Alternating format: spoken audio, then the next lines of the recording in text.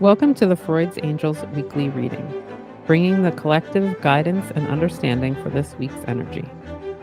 Remember, never give your power up to a reader or a reading. You always have the power of autonomy. Hey, angels, welcome to your weekly reading. We are reading from March 23rd through the 29th. How are we doing? We're eclipse. We're in the second week of the retrograde, mid retrograde. How are we feeling? How are we doing?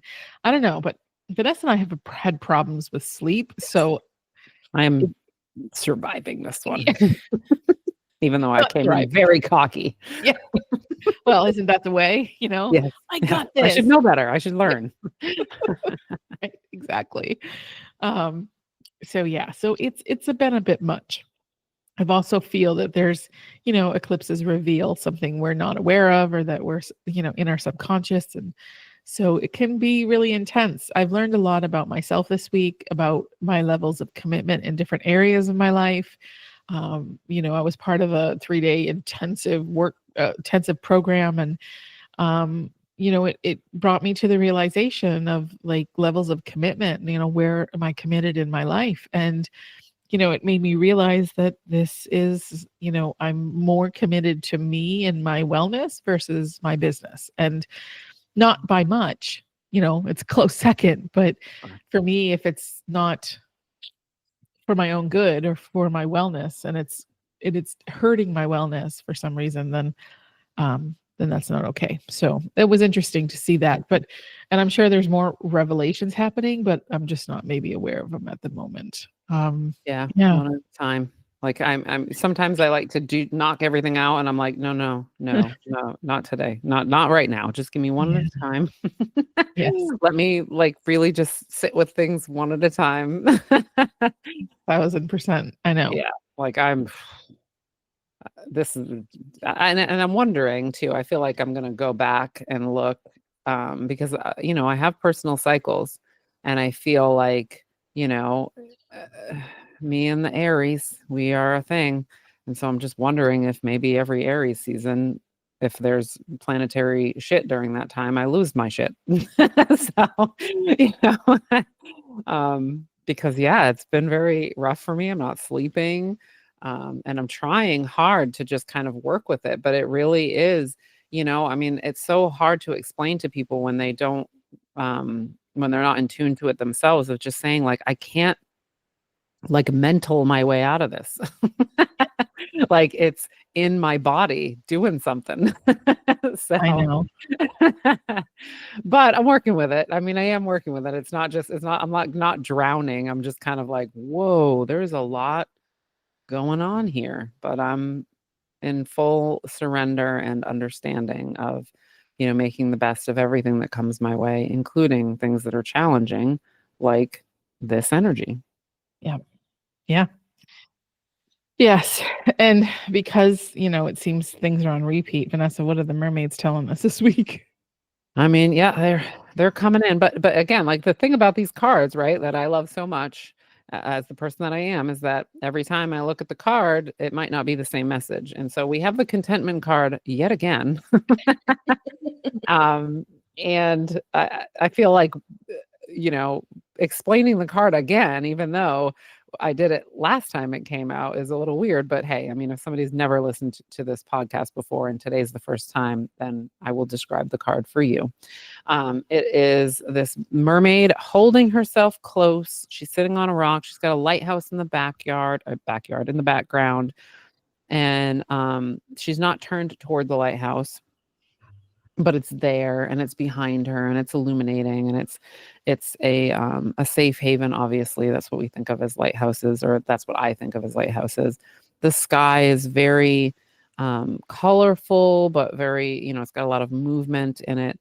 And like I said, every time this card comes out, I feel something different. And this time, she's still holding herself close, but I feel like contentment is not lack of fear. And I think that sometimes that's what we think that it has to be. You can't be content and have fear at the same time.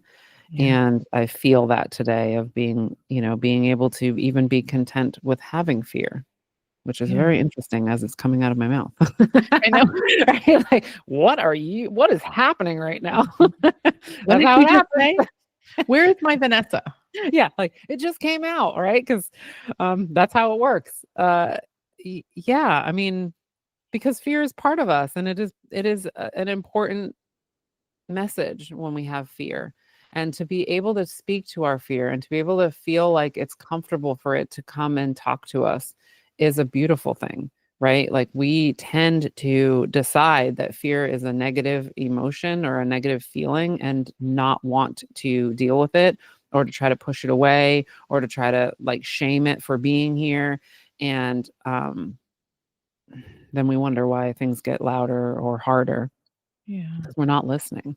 And so being able to feel, and I know personally for me right now, this is what I'm going through, is like fears coming up while I'm in a new situation, and being happy that they're coming up to be healed instead of being upset that they're coming up to ruin things, because that's been my conversation of being Yes. like, the saboteur is here and trying to wreck my life. And it's like the saboteur is a protector.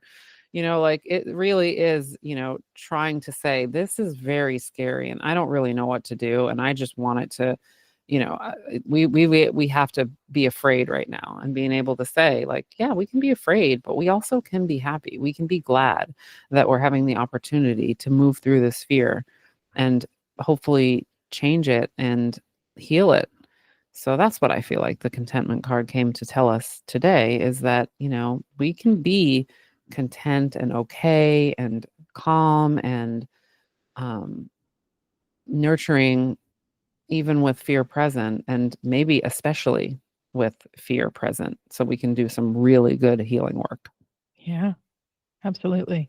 It's funny because I've had a similar conversation this week about, I realized a lot of, through the work, through the healing, that it's not that the parts don't show up. It's not that the feelings and the saboteurs and the whatever you want to call them show up. It's that I'm able to see them through a different lens and not be Mhm. in them. Yeah. And it's a sense of just being like, "Oh, that's interesting. You've shown up. How are you doing? Like, what are you Yeah. saying? What are you trying to protect me from? What are you Mm. trying to tell me?" And that because that happened last weekend, and I could have definitely gone into spiral, but I just held the space and just breathe through it and allow it to be like, yeah, we feel this way because of lots of reasons. Let's find out why. And let me tend to you the way that you needed to be tended to when those things were created. And Yeah.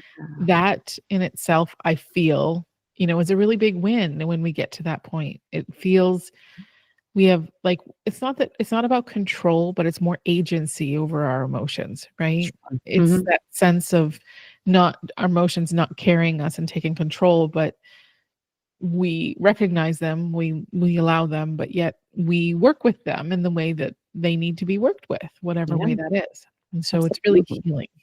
Yeah. What are we Yeah. surrendering while we're in our contentment of all the things and the fears? Well, it's funny you talk about fear because um this this week it is surrender your fear of change. And the universe is reminding you that you are cared for always, whether you're afraid of change in your job, health, or relationship, or a fear of aging or death. Repeat the affirmation, I have faith that all is well. And I think this speaks a lot to what you said about, just because we're in contentment doesn't mean we're not afraid. Doesn't mean that the fear exits because we're in contentment or that we can't be content, contempt, Yeah. content. Freudian slip there. uh, that we can't be content when we are afraid. And I think it's both. I Yeah. think I absolutely feel that fear does not exit. That's not the goal. We kind of tend to not want to be afraid anymore because it controls our lives. And so we want to get rid of it. But again, it's just another emotion that is coming to go, wait, are you sure about this? Are you sure? Really? Yeah. Really? And it was created. And so when we have fear, especially change, If you want to talk about fear of change, I am the poster child for fear of things changing. The anxiety that is within me when things are changing is so big that I could freaking like light up a planet somewhere. Like it is so hot and it is so. I know you guys are like, yeah, but haven't you moved across country a Yeah, couple it times? doesn't look like that. I'm not sure that it looks like you're afraid of change. Friends, I tell you what, change is so disturbing for me. And it always the unknown, right? We don't know what's going to happen. And we worry and worry and worry and worry because we don't know what's on the other side. We don't know what it's bringing. What if it doesn't bring what I hope it brings? What if I'm making the wrong change? What if the change is happening is going to hurt me? And I think that that's what a lot of people are experiencing right now, and validly experiencing right Mhm. now. And the thing about change is that it's not always for our highest good, but it happens. And how can we have agency over ourselves when we're in the midst of fearful change, right? With change that is like really alarming, is the idea of that self-support, of Mhm. not being swept up in it. One of the things that's coming back around to my heart right now is I was thinking this morning, as I was kind of sitting there, and you know, when we're in resistance, when we're in protesting, when we're in that space of wanting to make change that is helpful for the masses, when we have our Mhm. missions, when we become too swept up in the energy of the fear that creates that, the knowledge, the news, the whatever, when that's being fed to us constantly, we're entering into a state of fear and we're working from fear, which is not wrong. But what happens when we're working in a place of fear, or we're allowing fear to be the driver of the vehicle, we are not checking in at our values. We are not checking in at what feels right to us. We are not checking in at what our like who how we want to be in the world and who we want to be. We are in extremism. And I'm not shaming anybody for being there, because I know I am there too sometimes. But it sometimes is exactly where those people are at that we're trying to protest against. Mhm. And you can't come from the same space, because the same thing will happen in a different way. That's why there's Mhm. resistance, is Mhm. that there's so much in fear that we don't understand our agency, we don't understand our power. Fear is the belief, the lack of belief of our power to create change. And I'm not saying everybody's there, but what I'm saying is we need to step back and we need to get into our hearts and our kind of be like, okay, I'm really angry about this and I'm really afraid of what's happening and I'm really really afraid. But fear, I want you to be my passenger because you're the why, but I need to drive the car so that we're effective. Yeah, I mean, truly, like when you think of it as like the co-pilot, it can be the co-pilot. It doesn't have to be like get in the back because you're a problem. It's like you're the lookout. Yeah. And you can be the lookout because you have all the information about why you should be the lookout. Fantastic. However, you're not going to jerk the wheel. Right. So I love Yeah. that analogy of just being like, you tell me what you see and I will drive around it. Right. Yeah. Like, or whatever. Loving the analogy. Like I was in it. I was I like, mean, hell yeah. Like we're when driving has the car without fear. when has road rage ever been a good thing? Right. Right. I mean, come on, like, Yeah. How many does problems not. has it actually solved? Yes, and has it not made your life worse because you're now your heart rate's up, your body's tense, you're Yeah. upset, you created this energy around you that is like angry and upset. And yes, we need to be in our deepest sense of justice and what is right. But when we enter in and allow fear to take over, we're allowing them to win. That's what they want. They want us to be in a state of fear. So we make rash decisions. Yeah. And and so I'm really imploring all of you, yes, love your fear, validate the shit out of it because it's true, but don't live there. Don't Yeah. live in it. Mhm. Do your best. Use the tools. You have tools. You have so many tools, and you can absolutely learn how it can be your best friend, and absolutely make your life to be better, more effective, but not be the driver. Yeah. And like as you were talking, I was just thinking, a good tool to use, right? Like when we feel like we're floundering and we can't do it ourselves is, safe people. This is what I'm learning. Safe people, when you have fears, help.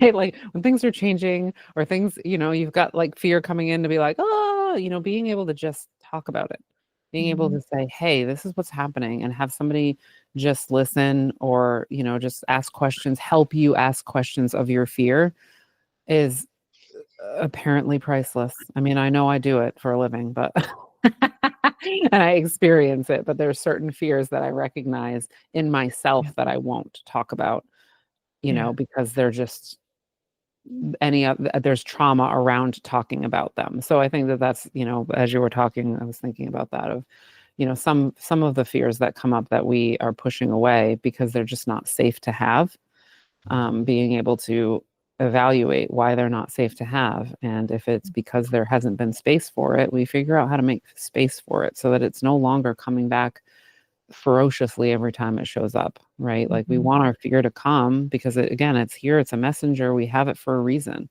but we don't want to, be consumed by it, like you said. Yeah. So, Yeah. phew, I know. we're changing. I'm in change. I know. I'm like, Yeah. just let it I flow, mean, girlfriend. it's like Mercury retrograde eclipse season, it's like change squared. It's Yeah, that these are turning points in our lives, right? And sure the fuck are.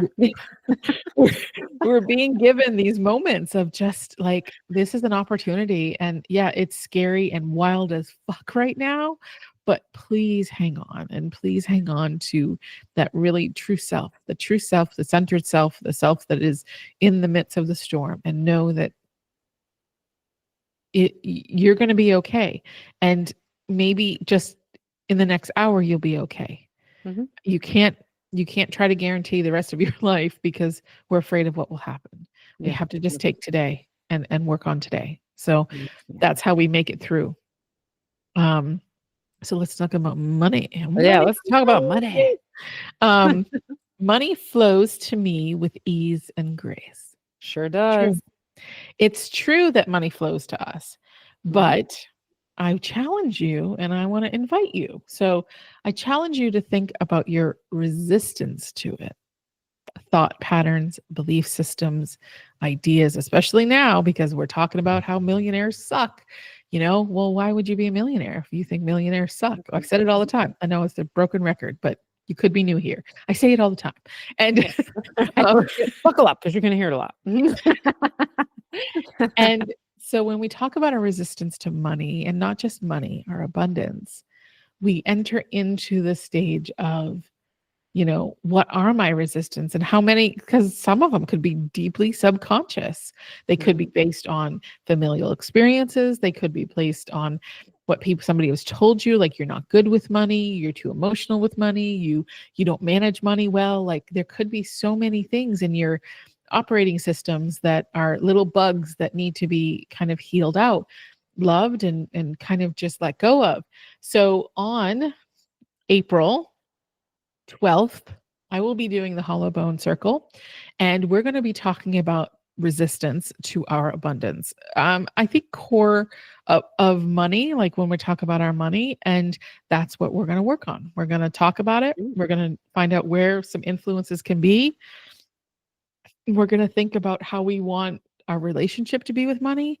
And then we're going to do some meditation and healing on it, and hopefully bring some healing to our resistance to it. And once we can, watch it flow, man. Watch it flow. So that will be on April 12th, and that is at 11 a.m. Eastern Time. That's a Saturday.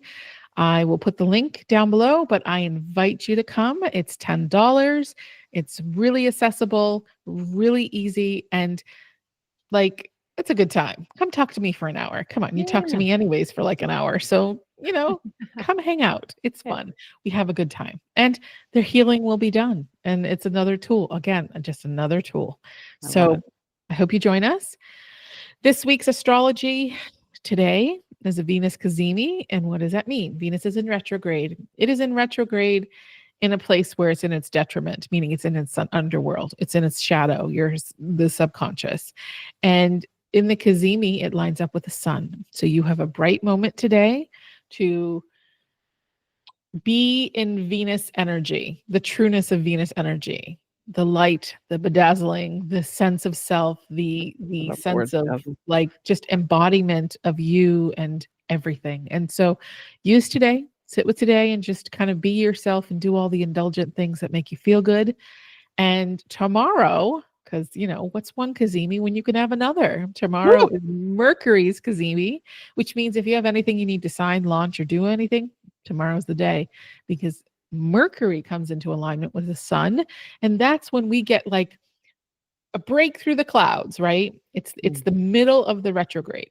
It means that we're in the middle, we're on our way to like it almost being over. So really it's like parting the clouds for a minute. And so, enjoy it. Be really kind of, if you have things to do that have communication or travel, Monday's it, tomorrow is it, go for it. Yeah. And then we'll just ride out the rest of the week. Sunday, is it the 29th? What's the 29th? That's Sunday, right? No, it's Saturday. Saturday is the 29th. It is the Aries solar eclipse. This is the closing of the eclipse season. This is, I know, Vanessa's like, what? I just have trauma. That's all. Right? This is the closing of the eclipse season. This is like the portal is being closed. All the information and everything you've got from this season is like, okay, you got it. Now you can go with it. And so, with a solar eclipse, of course, it's not the moon. So we're going into that sense of just we're just in total light. So move forward with the information. We're still in the Mercury retrograde. Just review it, think about it. How do you want it to transform your life?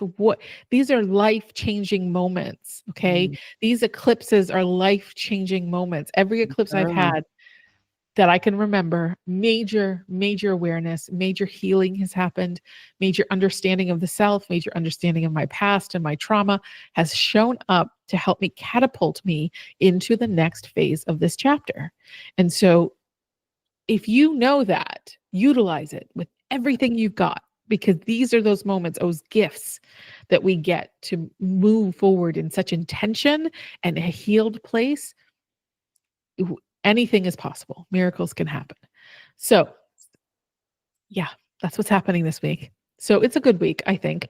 But again, just remember, be kind with your words. Think before you speak. Reread the email. Make sure it's going to the right people. Take your time for travel and just breathe, okay? And enjoy the week and just embody what is coming and know that there's something there for you to understand. We love you guys, and we'll see you next week. Hey, love you. Thanks for listening. We hope we gave you something to support your journey. Check out our Facebook or Instagram page to connect with us. Have a great week.